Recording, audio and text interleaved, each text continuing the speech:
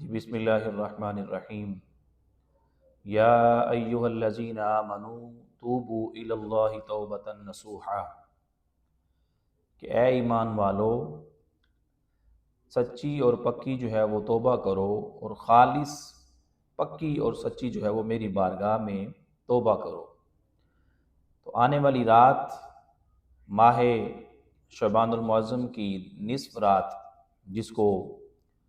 شب برات کے نام سے جانا جاتا ہے، اور ویسے بھی یہ گناہوں سے نجات پانے والی رات ہے۔ اس رات اللہ رب العزت سوائے 7 آدمیوں کے باقی سب کی جو ہے وہ بخشش اور مغفرت فرما دیتا ہے۔ اور کن چیزوں سے توبہ جو ہے وہ واجب ہوتی ہے؟ آقا دو جہاں صلی اللہ تعالیٰ علیہ وآلہ وسلم کی احادیث مبارکہ ہے کہ جن چیزوں کا رب کائنات نے قرآن پاک میں حکم دیا ہے، منع فرمایا ہے، ان چیزوں سے جو ہے وہ توبہ کرنے کا رب کائنات نے جو وہ حکم دیا ہے، خواہ وہ گناہ کبیرہ ہوں، خواہ وہ گناہ صغیرہ ہوں۔ تو بڑے احادیث کی روشنی میں جب ہم مطالعہ کرتے ہیں، حضرت عبداللہ بن عباس رضی اللہ تعالیٰ عنہ کے پاس حضرت ابن عباس رضی اللہ تعالیٰ عنہ کا قول پہنچا، تو انہوں نے گن کر بتائے کہ گناہ کبیرہ 7 ہیں کہ جن کے کرنے سے جو ہے وہ توبہ جو ہے وہ واجب ہو جاتی ہے۔ اور اگر بندہ توبہ اللہ کی بارگاہ میں سچی اور پکی نہ کرے تو بندہ جو ہے وہ گناہگار رہتا ہے۔ اب توبہ کس طرح کرنی ہے؟ ایک تو حد وہ ہوتی ہے کہ چھوٹی سی غلطی ہوئی بندہ توبہ کر لیتا ہے، یا اس کو سزا مل جاتی ہے، یا حد مقرر ہو جاتی ہے۔ ایسی توبہ حضور غوث الاعظم شیخ عبدالقادر جیلانی البغدادی الصمدانی رضی اللہ تعالیٰ عنہ فرماتے ہیں کہ توبۃ نصوحا، جو اللہ پاک نے سورۃ تحریم کے اندر ارشاد فرمایا کہ میری بارگاہ میں توبہ کرو، اور ایسی توبہ کرو کہ جو توبۃ نصوحا ہو، خالص صاف ستھری جو ہے، ہر قسم کی آلودگی سے پاک ہو، ہر قسم کے فسق و فجور سے پاک ہو، ہر قسم کے نقص سے پاک ہو، خالص جو ہے وہ میری بارگاہ میں توبہ کرو، اور ایسی توبہ کرو کہ اس کے بعد دوبارہ اس گناہ کو سر انجام دینے کا تصور بھی پیدا نہ ہو، خیالات بھی انسان کے ذہن میں دوبارہ اس گناہ کو کرنے کا پیدا بھی نہ ہو۔ اور ایسی توبہ کو توبۃ نصوحا کہتے ہیں۔ حضور غوث الاعظم شیخ عبدالقادر جیلانی البغدادی الصمدانی رضی اللہ تعالیٰ عنہ نے اور باقی دیگر صوفیاء اور اولیاء کرام نے اس واقعے کو احادیث کی شکل میں جو ہے وہ نقل کیا کہ حضرت عبداللہ بن عباس رضی اللہ تعالیٰ عنہ حضور کی ہمراہ کہیں تشریف لے جا رہے تھے، صحابہ کرام بھی ہیں، تو کسی جنگل میں حضور نے پڑاؤ کیا اور صحابہ کو فرمایا کہ جاؤ صحابہ، جنگل میں سے جو ہے وہ بڑی بڑی لکڑیاں جو ہیں وہ جمع کر کے لاؤ۔ کچھ ہی دیر کے بعد صحابہ آئے اور عرض کی یا رسول اللہ کوئی بڑی لکڑیاں جو ہے نا نہیں ملی، خالی آ گئے۔ تو حضور نے فرمایا جاؤ دوبارہ پھر جاؤ، جو تمہیں چھوٹی چھوٹی اشیاء کو چیزیں ملتی ہیں، چھوٹے چھوٹے لکڑیوں کے ٹکڑے ملتے ہیں، گھاس پھوس کے ٹکڑے، خشک تنکے ملتے ہیں، وہ اٹھا کے لے آؤ۔ اب صحابہ وہ چھوٹے چھوٹے لکڑیوں کے تنکے اٹھا کر، گھاس پھوس کے تنکوں کو اٹھا کر حضور کی بارگاہ میں ڈھیر کر دیتے ہیں۔ جب یہ سارے کے سارے صحابہ لے کر آ گئے تو حضور نے اتنے بڑے ڈھیر کو جب دیکھا تو حضور نے فرمایا اسی طرح چھوٹے چھوٹے گناہ مل کر جو ہے وہ بہت بڑا گناہ کبیرہ بن جاتا ہے،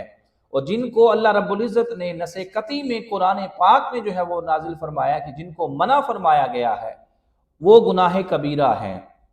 وہ گناہ کبیرہ ہیں، اور جن کو منع کرنے کا حکم بھی فرمایا گیا ہے اور نہ کرنے کا حکم دیا گیا ہے وہ گناہ صغیرہ بھی ہیں اور گناہ کبیرہ بھی ہیں۔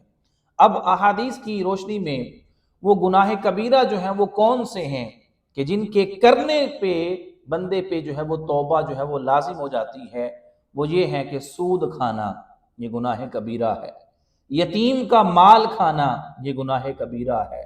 شراب پینا گناہ کبیرہ ہے، جوا کھیلنا گناہ کبیرہ ہے، والدین کے ساتھ نافرمانی سے پیش آنا گناہ کبیرہ ہے، شرک کرنا، اللہ کے سوا کسی اور کو الہ ماننا یہ گناہ کبیرہ ہے۔ اس طرح کے یہ سارے کے سارے اعمال گناہ کبائر میں سے ہیں، کبیرہ گناہ میں سے ہیں، ان پہ بندوں کی توبہ جو ہے وہ واجب ہو جاتی ہے۔ اگر بندہ سچی اور پکی توبۃ نصوحا نہ کرے تو بندہ ساری زندگی جو ہے وہ گناہوں کی دلدل میں پھنسا رہتا ہے، گناہ گار رہتا ہے۔ تو آنے والی شب جو ہے جس کو شب برات کہتے ہیں،